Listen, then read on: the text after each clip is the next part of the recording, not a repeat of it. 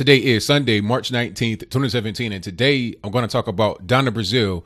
Now, if you don't know who that is, I'll give you a brief overview. Now, Donna Brazile is or was the interim chair for the DNC. That's a Democratic National Committee. This was after the chair that they had before, Debbie Wasserman Schultz, was forced to resign after the WikiLeaks kerfuffle happened. And then it was revealed that she was basically acting as a campaign manager for Hillary Clinton, even though John Podesta was Hillary Clinton's campaign manager.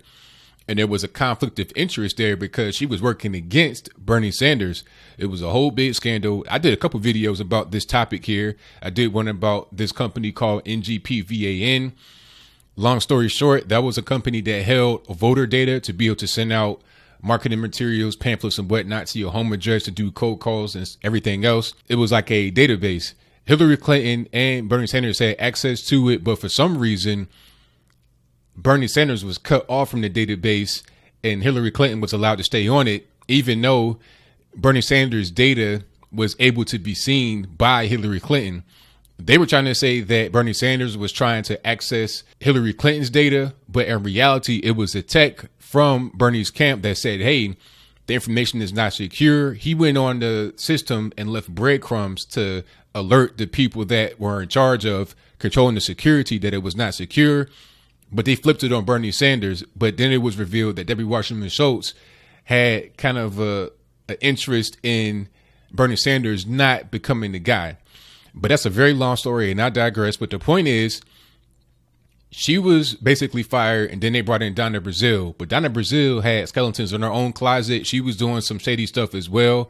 Not quite to the level of Debbie Wasserman Schultz, but still shady nonetheless. Now, what I want to do right now is play a clip from back in October of 2016. I did a video about this back when it happened. I'll link to that in the box below. But in this video, you'll see her, Donna Brazile that is, deny the allegation levied against her. Now, the allegation is related to what I was saying about her having some skeletons in her closet.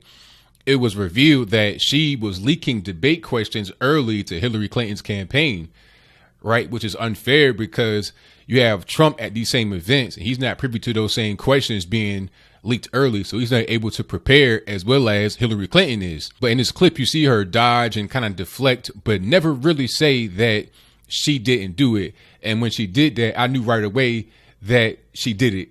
And she has come out to admit as much. But before we get into the letter she wrote to Time Magazine and all of what it entails, before we get into the content and the context of it and who she was trying to blame for what she did, what I want to do right now is go ahead and roll that clip and we'll come back. We'll talk about that and then we'll talk about the letter in a lot more depth. So without further ado, go ahead and roll it. You were accused of receiving a debate question before a CNN town hall where they partnered with TV1, and that you had this question on March 12th, that verbatim was provided by Roland Martin to CNN the next day. How did you get that question, Donna? I did not receive any questions from CNN. I will not sit here and be persecuted because your information is totally false. What you're telling the American people, well, Podesta's emails were stolen. A lot of those emails, I would not give them the time of the day. I've seen so many doctored emails. All right, so you're able to see that. You see what's going on there. Now, you saw how she was trying to say, oh, well, the Russians did it. It was their fault. You know, you can't really take that for anything. I wouldn't take it with a grain of salt because, you know, stuff is getting stolen. Who knows how they got it? It was illegitimate, et cetera, et cetera. She said everything except for, no, I didn't do it. All right. And like I said before the clip rolled, I knew that means she did do it, of course. Now, in a letter, she admitted as much. She said that, yeah, I did give questions to the Clinton campaign, but in the letter, which I'll put the full letter in the box below from Time Magazine that she wrote, by the way. I'm not quite sure if it was her that wrote it by herself or she had help, but I digress. The point is that she published it, has her name on it. In this letter, it was framed as still trying to blame the Russians. The same thing she tried to do back then when she was not really admitting what happened. She's still trying to do in this letter. That's why I really wanted to get that point across before the video rolled, to see exactly who she was blaming. And then in this letter, you'll see the context in which it was written. And I'll place the headline on the screen before you. She's still talking about the Russians, basically saying, oh, well, all the info that came from the Russians, it negatively impacted the DNC. it negatively impacted the Clinton campaign. And I was just trying to do my job. I was just trying to introduce more diversity. So therefore, I was giving questions to the Clinton campaign before. But what kind of explanation is that? I don't think you need to give out questions to a debate before the debate happens in order to get the debate locked in. To me, it doesn't make any sense. I mean, if you're talking about a Democratic Party, shouldn't you be the champion of diversity? Because let's be clear, the debate in question here was a town hall with Roland Martin on TV1, and TV1 is a black station, and Roland Martin, of course, is black. So basically, she was the black liaison, so to speak. Now, I don't think you need to do that and entice people to go do the debate. And when I say people, I mean Hillary Clinton and her campaign. I don't think you need to entice them by giving them the debate questions early. All you got to do is just present it and say, hey, TV1 wants to get you. Roland Martin wants to have you on. And by the way, Roland Martin has interviewed Hillary Clinton before. I mean, he was dancing with her and everything on stage, doing the wobble and all the other, crazy stuff.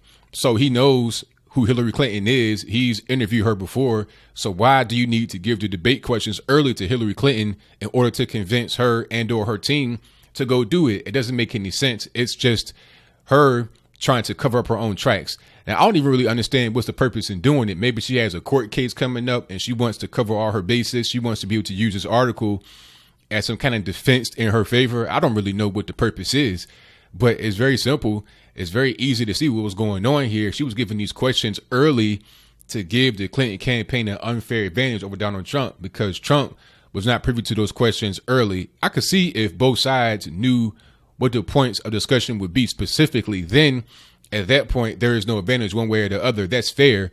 But if only one side knows it and the other side doesn't, that is unfair. And it's just that simple.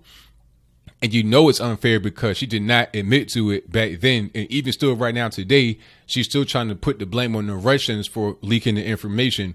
But just like I had on the discussion on the podcast, shout out to Cultural Hayekism. I was talking to the young lady Vasht on there, and she was saying how it's like if your girlfriend go through your phone and then she see naked pictures or some salacious text messages from somebody that is not is not an approved person, then it's like, well, wait a minute. What's going on here? Who is this? You can't say that I'm wrong for going through your phone when you have done something wrong here.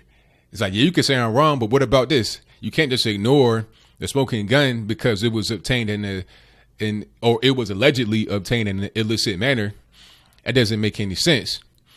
So it's funny to see Donna Brazile finally admit it. Like I say, I really don't understand why. This has been quite a while now. It's been a few months since this whole thing broke, but I guess maybe she had a guilty conscience or was a court case coming up. I don't really know. Maybe she's still trying to be the DNC chair. I'm not quite sure if they filled that role or not. She may still be the DNC chair. I've seen a lot of names floating around. I've seen the big circus about who the next DNC chair is going to be. Oh, matter of fact, I think it has been filled with an Hispanic guy. Now, I don't know too much about this guy's background, but I'll place his info in the box below. And if I can find his picture before I edit this video and put it on YouTube, I'll put his picture right here and his name. So I don't know who this guy is. I don't know too much about him. But if you know about him, let me know in the comments below. Hopefully he does not have skeletons in his closet like Donna Brazile. And most certainly hope he's not like Debbie Wasserman Schultz. And one more thing about the new DNC chair. Here's an Hispanic guy, which is hilarious because a lot of blacks were trying to get their person in there. And some people say that it sends a message like, okay, you have an Hispanic guy in there. So what are they trying to say? Like, that's the new minority du jour. That's the new focus minority, no longer the blacks. That's very interesting, but I won't go down that rabbit hole. So what do you think about Donna Brazile? Do you think that she is still not owning up to her responsibility? She's still not owning up to what she did? Or do you think that she has a guilty conscience? She's trying to relieve it. Is it a court case going on? Are you satisfied with what she said? Are you dissatisfied with what she said? Whatever your comments are, let me know in the comments below. And that's all I got to say for this video. If you like what you heard, please comment, rate, share, and subscribe. Peace.